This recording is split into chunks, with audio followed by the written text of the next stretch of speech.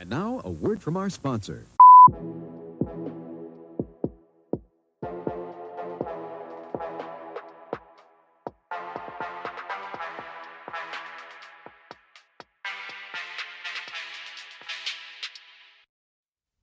Orion.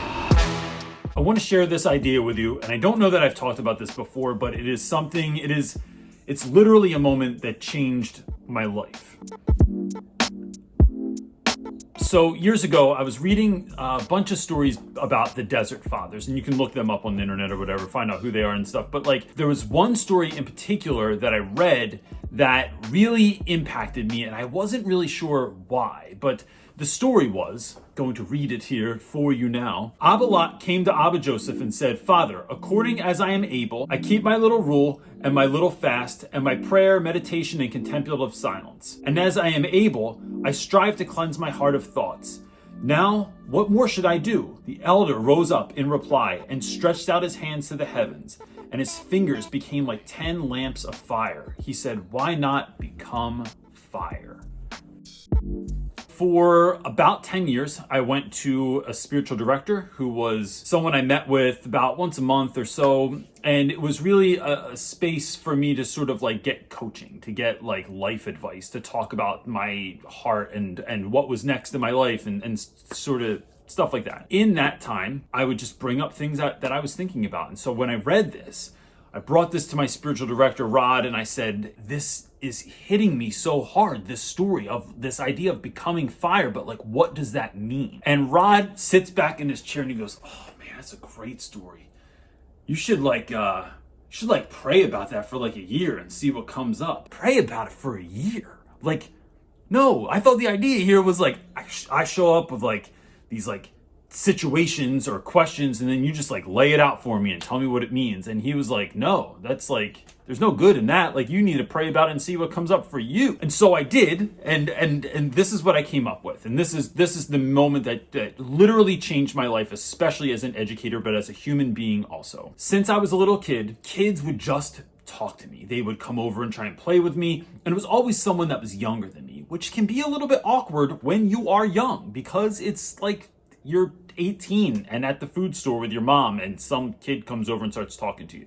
And I told this story recently, I don't know if it was on YouTube or elsewhere, but one time I was about 15 or 16 years old. I was in the food store with my mother, and a little boy who was in the cart shopping with his mom was turned to me and started talking to me about the toy that he had in his hand. And when he did that, his mom looked at him and then looked at me, all like kind of weirded out because, you know, I'm a teenager. What the heck am I talking to like a kid for? The mom got my mom's attention. My mom looks at me. Now both of these women are kind of looking at each other and looking at me all awkward. And then the lady walks off and my mom goes, "What the hell were you talking to that kid for?" I said, "I didn't say anything to him. He just started talking to me." But that sort of thing has happened my whole life. When I had kids, we'd be at the playground and other kids would come up to me, not to my kids, and say, "Hey, can I come and play with you guys?" When I'm at stores, it happens all the time, to the point where now my wife just laughs because kids will be in line at a store or waiting somewhere or on the playground, or when I'm at my own kids' classrooms, other kids from their class will come up and just start talking to me about any number of things, about their favorite color or a show or their shirt that they have on or what happened in school today. And it's always been something that I've been a little bit embarrassed of or shy about because I didn't understand what was happening. It was this awkward moment of like, you are a grown person and little kids keep talking to you and it looks weird. So as I'm going through this year of praying about this and trying to think about like, what does it mean to be fire? I'm sitting with my son who's at his soccer game, and I am, for a number of reasons, I am the only parent that is allowed on the sidelines where the players sit. And as I'm sitting there, my son is sitting on my lap. All the other parents are on the other side of the field on the bleachers, and a little boy comes off the field and he is drenched in sweat. And he runs over to his dad and he says, "Dad, look how like sweaty I am. Like, isn't this cool?" And his dad looks down at him, who's one of the assistant coaches, and berates him in front of everyone, telling him, "It's because you're out of shape. Now go over there and sit down and be quiet. Pay attention to the game." And as the little kid's head dropped, he walked past me as my son was sitting on my lap. And I said, "Hey man, it's really cool that you're sweating that much, isn't it? It's kind of fun, right? It makes you know that you're working hard." and the kid gets excited. He comes over and he just leans on me. Like we were just homies forever. Like we knew each other. I don't even know this kid's name, but he just leaned on me. And then not 5 seconds later, another boy comes over and sits right next to me, close enough that like his leg is touching my leg. So now here I am, the parent on the edge of the field with my kid in my lap, some other dude posted up against me, and some other boy sitting next to me so close that our legs are touching. Here's what I got from that. This can be a weird thing. It is still kind of a weird thing when it happens to me. What I'm saying here is that what I realized was to become fire for me meant that I'd had this ability that I think was given. I can just connect with young people. And what would that look like if I actually leaned into it? Yes, most teachers, we show up and we do the equivalent of what these two gentlemen were talking about in this story. You have your little prayer, you have your silence, you donate your money and your time and your services. But as educators, right, we show up, we do the lesson plans, we connect with the students, we stand on our bus posts, and we do the things that we're supposed to do. But what if you leaned into that special something that makes you the educator that sets you apart from everyone else, right? Doesn't mean you're better, just means you're different and you're leaning into that difference.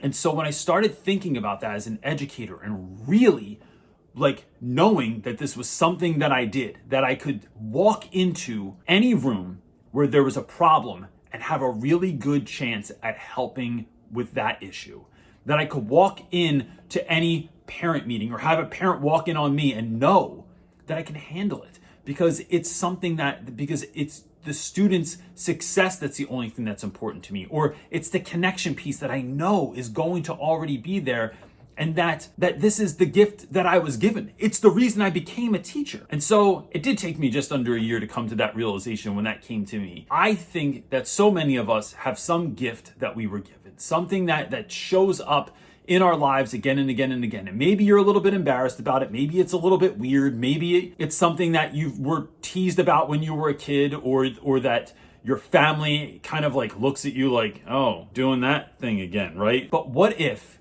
that thing that makes you you, what if the fire that you bring is just what is needed, especially going into this next year of school where we're not really sure what's going to come about, what this is going to look like, how we're going to connect with kids, or really do what we did in the classroom, but maybe online or maybe in a social distancing weird situation. How can you be fire this year? So I just think this is a really good thing to think about over the summer while you have off and while you're just have time to think, to really contemplate how you might become fire this year. And not in a real way. Don't turn into fire in the classroom. It's a terrible idea, but you get what I'm going for here. Look, if you think that this spoke to you in any way, shape, or form, and you think it might help someone else, like you're thinking about this and you want to share it with someone else, please consider sharing this video with someone. And I'd love to know in the comment section below, what is that? What is that gift? What is that special thing that you bring to the classroom that is your fire? Gang, if you like what you're seeing here, you can also follow us on Instagram, be a part of our Facebook group, Real Rap with Reynolds Teacher Talk, or join us every Sunday night for Sunday Night Teacher Talk at 1 p.m., which isn't really at night, it's in the afternoon, but I call it Sunday Night Teacher Talk anyway, and that's on YouTube every Sunday night at 1 p.m. Eastern Time. That's it, everybody. Peace.